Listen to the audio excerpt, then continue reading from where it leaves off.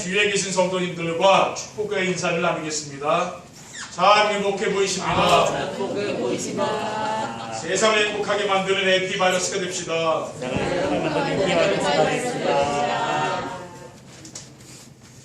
한 해를 마무리하는 12월에 하나님이 우리에게 주신 말씀은 237 전도를 위한 보좌의 축복에 이어서 오늘은 237 전도를 위한 시공간 추월이란 말씀을 주셨습니다.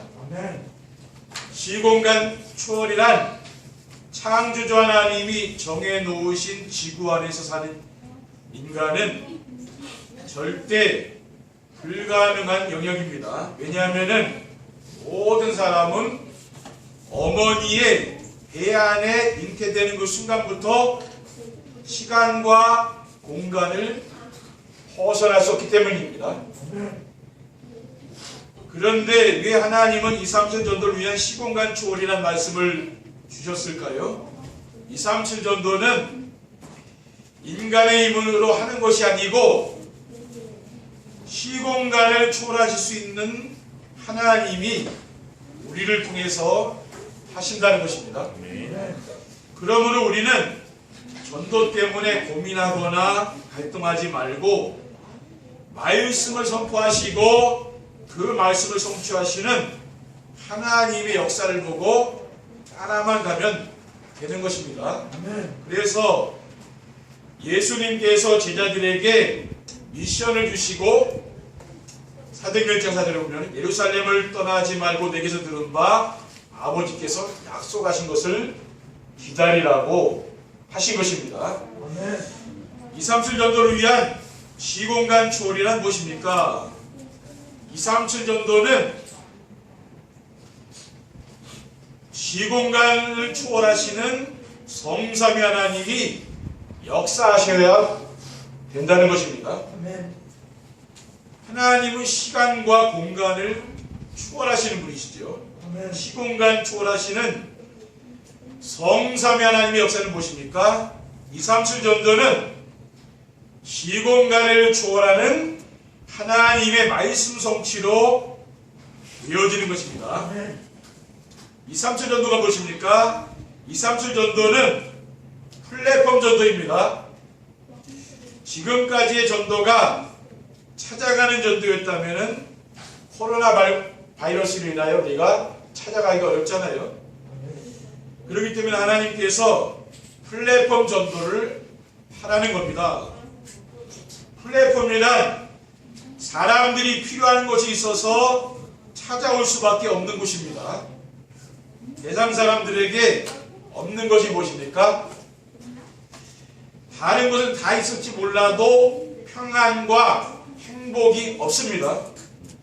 가정과 교회가 세상 사람들에게 없는 평안과 행복이 있으면은 주변 사람들이 찾아오게 되는 것입니다. 히브리서 4장 12절에 하나님의 말씀은 살아있고 활력이 있어 좌우에 나선 어떤 것보다도 예리하여 혼과 영과 및 관절과 구슬을 찔러 쪼개기까지 하며 또 마음의 생각과 뜻을 판단한다고 있습니다. 하나님은 지금도 강단을 통해서 우리에게 말씀을 주시고 그 말씀을 이루어 가시는 분이죠. 그래서 우리는 이 말씀의 흐름을 잘 따라가야 되는 겁니다. 하나님이 보좌의 축복으로 하나님 우리에게 역사하시고 시공간을 초월해서 하나님이 역사하실 것이죠. 그렇게 보시면 됩니다. 여러분들에게 지금 오는 그런 하나님의 응답들도 보좌의 축복과 시공간을 초월해서 하나님이 지금 응답하시구나 그렇게 생각하면 되는 거예요. 이게 연관이 돼야지 말씀 따로 내 삶 따로 가게 되면은 신앙생활이 안 되는 거예요. 말씀이 떨어지면은 즉시 그게 뭡니까? 내 삶 속에 적용을 해야 되는 거예요. 그리고 237 전도는 시공간을 초월하시는 그리스도의 역사로 되어지는 것입니다. 성전 미문에 앉아 구걸하던 안진뱅이에게 사도행전 3장 6절에 베드로가 이르되 은과 금은 내게 없거니와 내게 있는 이것을 내게 주노니 나사렛 예수 그리스도의 이름으로 일어나 거론하고 있습니다. 그리고 2, 3절 전도는 시공간을 초월하시는 성령님의 역사로 되어지는 것입니다. 오늘 본문 26절에 보면은 주의 사자가 빌립에게 말하여 이르되 일어나서 남쪽으로 향하여 예루살렘에서 가사로 내려가는 길까지 가라 하니 그 길은 광야라. 주의 천사가 빌립에게 광야로 가라고 이야기한 거예요. 그리고 29절에 보면은 성령께서 빌립에게라고 했습니다. 이 수레로 가까이 가라. 그 에티오피아가 내시가 지금 예루살렘에 와서 예배하고 지금 가는데 이사야 선지자의 글을 읽고 있지 않습니까? 그러니까 성령께서 그 수레로 가라고 빌립에게 이야기하잖아요. 가서 거기서부터 복음을 그 이사야서에서 있는 그 글이 지금 예수 그리스도에 대한 그 이야기 아닙니까? 그것을 이제 복음을 설명해 주면서 세례를 받고 하면서 에티오피아의 복음이 이제 증거되는 것이죠. 둘째, 2, 3, 7 전도를 위한 시공간 초월이란 초대교회 성도들이 받아들인 것입니다. 초대교회 성도들이 받아들인 것이 무엇입니까? 오순절날 마가다락방에 시공간을 초월하는 성령께서 역사하셨습니다. 사도행전 2장에 보면은 오순절날에 불같은 바람 같은 성령 충만한 역사가 나타나지 않았습니까? 그런데 불과 바람은 사람이 막을 수가 없잖아요. 토네이도 같은 광풍이 몰아치니까 오늘 싹그 동네가 초토화되지 않습니까? 그래서 인간의 힘으로 되는 게 아니고 성령 충만의 역사는 인간의 힘이 되는 것이 아니죠. 그리고 마가다락방의 역사하신 성령 충만은 시공간을 초월하는 말씀 성취입니다. 베드로 사도가 요해서의 말씀을 가지고 설교를 했잖아요. 사도행전 2장 16절 18절을 보면은 이런 것 선지자 요해를 통하여 말씀하신 것이니 이렇으되 하나님이 말씀하시기를 말세 내가 내 영을 모든 육체에 부어주리니 너희의 자녀들은 예언할 것이요 너희의 젊은이는 환상을 보고 너희의 늙은이는 꿈을 꾸리라. 그때 내가 내 영을 내 남종과 여종에게 부어주리니 그들은 예언할 것이요 라고 했습니다. 그러니까 이 초대교회 역사한 그 성령 충만은 요엘 선지자가 예언한 말씀이 성취된 거죠. 그리고 말씀 성취와 성령 충만은 시공간을 초월하여 지금 우리에게 일어나고 있습니다. 스가랴 4장 6절에 보면은 만군의 여호와께서 말씀하시되 이는 힘으로 되지 아니하며 능력으로 되지 아니하고 오직 나의 영으로 되느니라고 했어요. 오직 성령이 너에게 말씀 너희가 권능받고 예루살렘 온 유대 사마리아 땅까지 이르러 내 증인들이라고 했습니다. 성령 충만한 역사로 되어지는 거죠. 그렇죠? 셋째, 2, 3초 정도를 위한 시공간 초월이란 성삼위 하나님을 24시 누리는 것입니다. 성삼위 하나님을 24시 누리는 것은 무엇입니까? 성부 하나님이 시공간을 초월하는 말씀으로 우리와 함께 하십니다. 말씀으로 우주와 만물을 창조하신 하나님이 창세기 1장 1절에 태초에 하나님이 천지를 창조하시니라. 말씀으로 이 우주 만물을 창조하셨어요. 그리고 요한복음 1장 1절에 태초에 말씀이 계시니라. 이 말씀이 하나님과 함께 계셨으니 이 말씀은 곧 하나님이시니라고 했어요. 말씀이 하나님이잖아요. 그러니까 하나님은 눈에 안 보이지만 지금 우리의 예배를 통해서 하나님은 이 말씀을 통해서 역사하시는 분이죠. 그렇죠? 그리고 우리의 삶 속에서 하나님은 우리가 또 성경을 읽고 우리가 정시예배를 드리고 하면서 이 강단 말씀을 듣고 하면서 그 말씀이 내 삶 속에 떠오르지 않습니까? 그게 하나님이라는 말이에요. 하나님은 말씀을 통해서 여러분에게 응답을 주시는 분이거든요. 그 말씀을 우리가 잘 듣고 은혜 받으면 되는 거죠. 하나님은 매주마다 강단에 선포되는 언약의 말씀을 붙잡은 성도들과 함께 하시는 것입니다. 그리고 우리가 정시예배를 드리는 거죠. 언약에는 뭐가 있습니까? 절대 언약이 있습니다. 인생을 살면서 한순간도 놓치면 안 되는 언약이 뭡니까? 그게 절대 언약인데 그리스도죠. 그리스도는 절대로 우리가 놓치면 안 되는 거죠. 그리고 기본 언약이 있는데요. 하나님은 그리스도를 붙잡은 사람과 함께 하시죠. 그게 임마누엘의 축복입니다. 그리스도를 붙잡아야 하나님 그 사람과 함께 하는 거예요. 그리고 조건 언약이 있는데 강단의 메시지를 하나님이 나에게 주신 말씀으로 순종하며 따라가는 겁니다. 이게 조건의 언약이에요. 하나님은 우리에게 조건을 거는 거죠. 사람들도 조건이 있잖아요. 하나님도 조건이 있다고 말해요. 그리고 성자 예수님이 시공간을 초월하여 구원 사역을 이루어 가십니다. 요한복음 5장 29절에 보면은 너희가 성경에서 영생을 얻는 줄 생각하고 성경을 연구하거니와 이 성경이 곧 내게 대하여 증언하는 것입니다. 성경 기록의 목적이 나오지 않습니까? 예수님이 그리스도이심을 알리기 위해서 성경이 기록됐다고 말입니다. 유대인들은 그리스도를 모르고 성경을 많이 읽었는데 결국은 망하지 않았습니까? 왜 그렇습니까? 성경 기록의 목적을 모르는 거예요. 요한일서 5장 11절에서 12절에 또 증거는 이것이니 하나님이 우리에게 영생을 주신 것과 이 생명이 그의 아들 안에 있는 그것이니라. 아들이 있는 자에게는 생명이 있고 하나님의 아들이 없는 자에게는 생명이 없느니라. 하나님의 아들이 그리스도 아닙니까? 그리스도가 있는 자에게는 생명이 있고 그리스도가 없는 자에게는 생명이 없다고 말합니다. 종교인에게 뭡니까? 그리스도를 모르고 교회를 다니는 사람은 그 생명이 없는 거죠. 그럼 구원받을 수가 없는 겁니다. 그럼 자신이 알잖아요. 그리스도의 생명이 내 안에 있는 거죠. 하나님 뭡니까? 이것이 전달되기를 원하는 거예요. 우리가 누구한테 하나님 말씀을 전할 때 생명이 전달 안 되면 그것은 잘못 전한 거죠. 그렇죠? 생명을 전달하기 위해서 그 말씀을 전하는 거고 그리스도를 전하기 위해서 그 말씀을 전하는 겁니다. 그리고 교회에서 성령님이 시공간을 주원하여 능력으로 함께 해주십니다. 요한복음 14장 25절에서 26절에 보면은 교회에서 아버지께서 내 이름으로 보내실 성령 그가 너에게 모든 것을 가르치고 내가 너에게 말한 모든 것을 생각나게 하리라. 평안을 너에게 끼치노니 곧 나의 평안을 너에게 주노라. 내가 너에게 주는 것은 세상이 주는 것과 같지 아니하니라.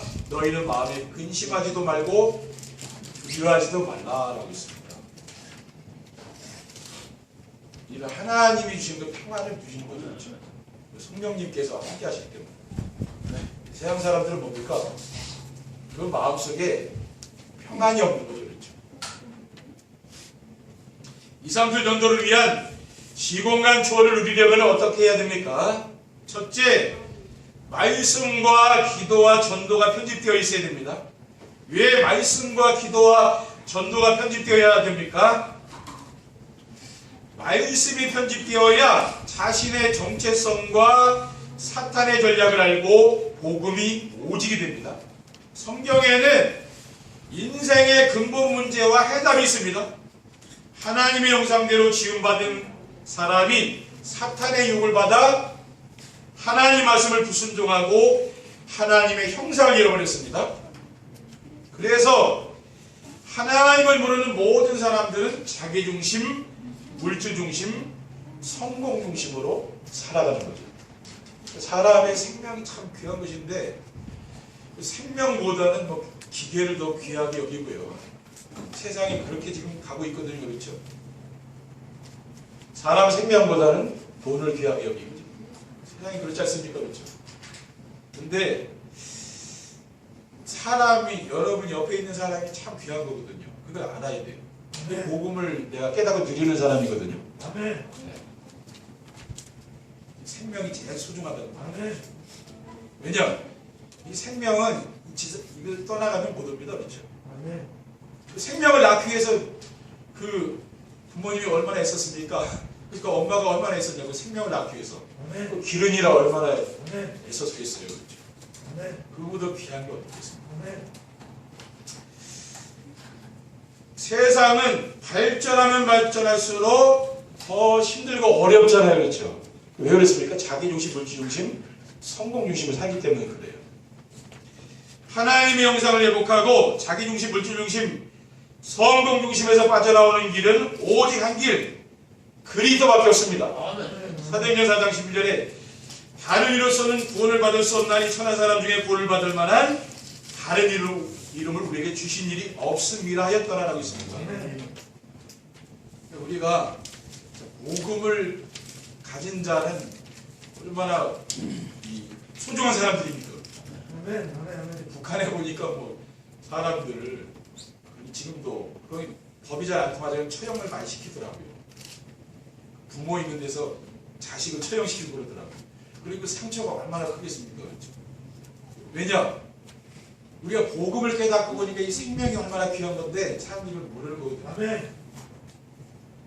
그리고 기도가 편집되어야 24기도와 25응답과 영원한 인생 작품을 남기게 됩니다.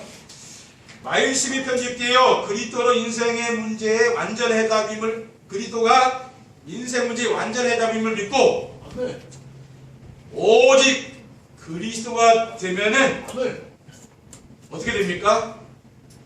우리가 정세배의 축복을 누리게 되죠. 그리고 무시로 기도가 됩니다. 25시 응답인 하나님 나라가 임하게 되며 하나님께서 함께 하시는 축복으로 인생의 작품이 나옵니다. 그러면 인생의 작품이 뭐냐?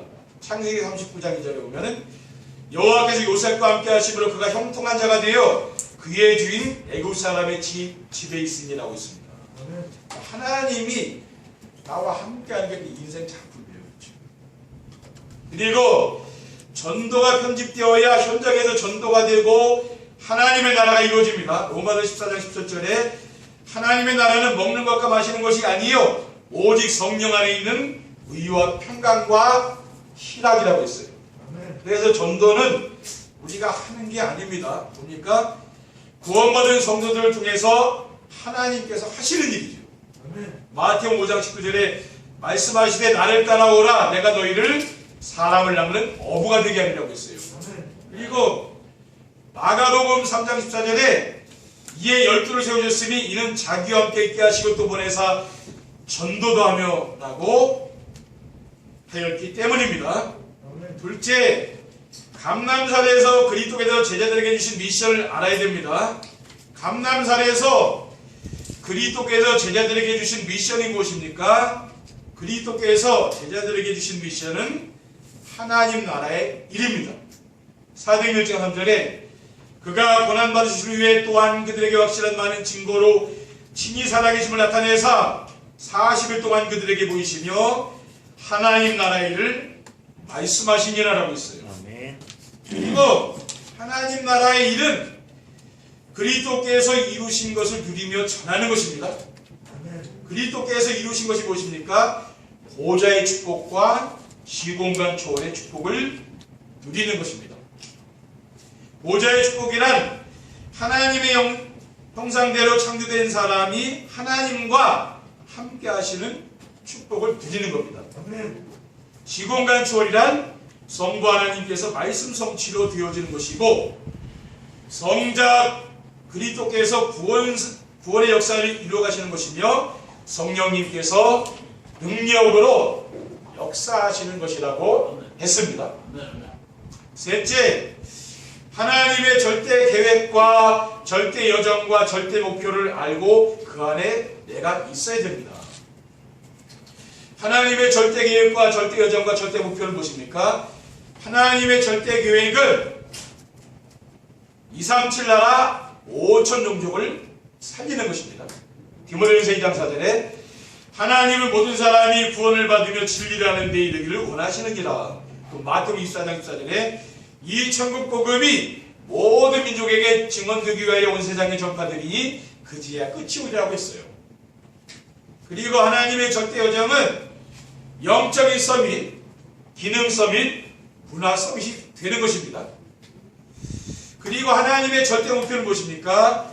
오직 복음으로 사탄의 문화를 복음 문화로 바꾸는 것입니다. 창세기 1장 2절에 한 절에 보면은 땅이 온돌하고 공야하며 흑암이 깊음 위에 있고 하나님의 영은 수면 위에 운행하시니라. 하나님이 이르시되 빛이 있으라 하시니 빛이 있었더라고 했습니다.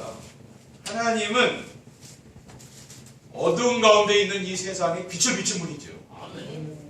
베드로전서 2장 9절에 그러나 너희는 택하신 족속이요 왕같은 제사장들이요 거룩한 나라요 그의 소유받은 백성이니 이는 너희를 어두운 가운데서 불러내요 그의 귀한 빛에 들어가게 하신 이의 아름다운 덕을 선포하게 하려면 하고 있습니다. 그러니까 세상은 지금 뭡니까? 어두운 가운데 흑암 가운데 있잖아요. 거기에 뭡니까? 빛이 비추인 거죠. 그렇죠? 우리는 뭡니까? 이 어두운 세상에 빛을 비추는 사람이죠. 내가 누구인가? 그러기 위해서는 뭡니까? 이러한 말씀을 내가 암송하고 내가 왕이구나, 제사장이구나. 그러면 그거 완전히 달라지는 이야기거든요. 근데 사람들은 그걸 그냥 생각을 안 하죠. 이걸 묵상을 해요. 나는 왕이구나. 그 생각 한번 해보세요. 제사장이구나. 재앙을 막는 사람이거든요. 그런 거 굉장한 거거든요. 그렇죠? 그런 생각을 해보시라고.